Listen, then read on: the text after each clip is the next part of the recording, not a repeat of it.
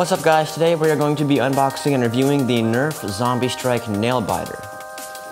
Here's the front of the packaging, here's the back, and let's open it.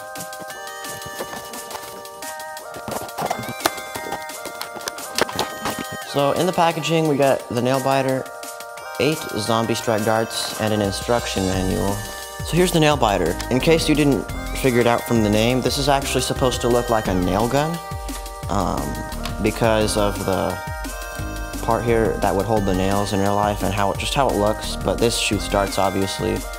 We have a clip, and it's not a magazine, it's a clip actually. This is a clip because it works differently than a magazine does.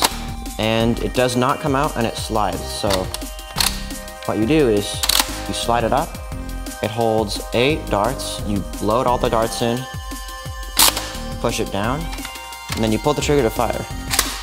And this blaster works very simply because there's no priming, you just pull the trigger.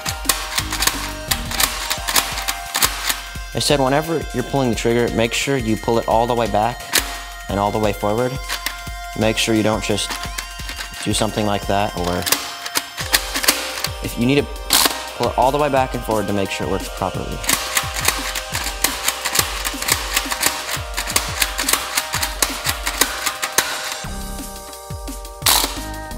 We have a barrel attachment on front to put any Nerf barrel attachment on here that works, and a stock attachment on the back, which is kind of interesting. You wouldn't expect a nail gun to have a barrel or stock attachment, but it does, so that's a pretty cool idea. We have one sling mount on the bottom and one rail on the bottom too. So I'm gonna load it up here.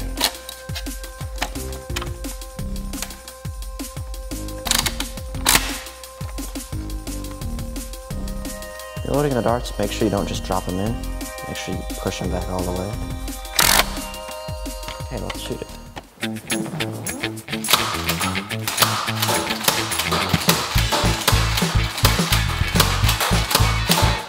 It's pretty good. This works actually a lot better than I was expecting it to be. I was expecting, since it's so small and it's all worked just by the trigger primes the gun and shoots it all by itself in such a short pull, I'd say, for priming it and shooting it.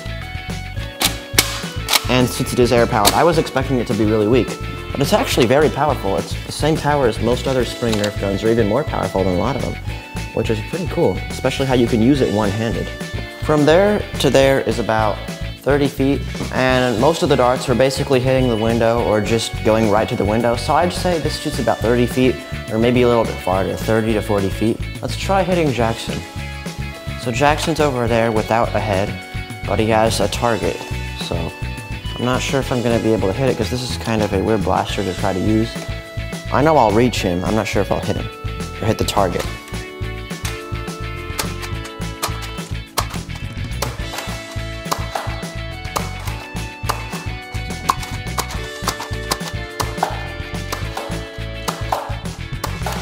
So this gun, it's not that it's not accurate, it's just that it's hard to use, especially trying to hold it one-handed, because the trigger pull's kind of long for another Nerf gun. But since it shoots pretty hard, I would say that this is a really good gun for if you're like around a house, you're shooting people close, because you can shoot this very fast. So unlike other guns where I have to prime, with this you can just go.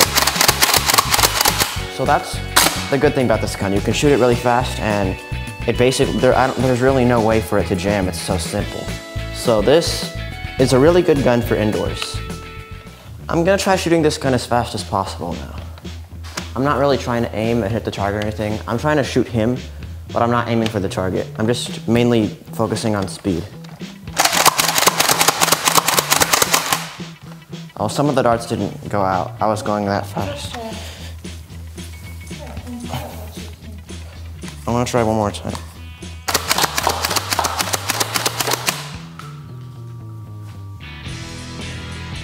If you're good with this and you make sure you pull the trigger back and forward all the way, you can get pretty fast with this. One thing to make sure is if you are going to shoot fast, just focus on pulling it back and forward all the way, because sometimes if you don't, some other darts may not shoot. The first time I tried, 2 darts didn't shoot, but this time all the darts shot because I focused I'm going backward and forward completely.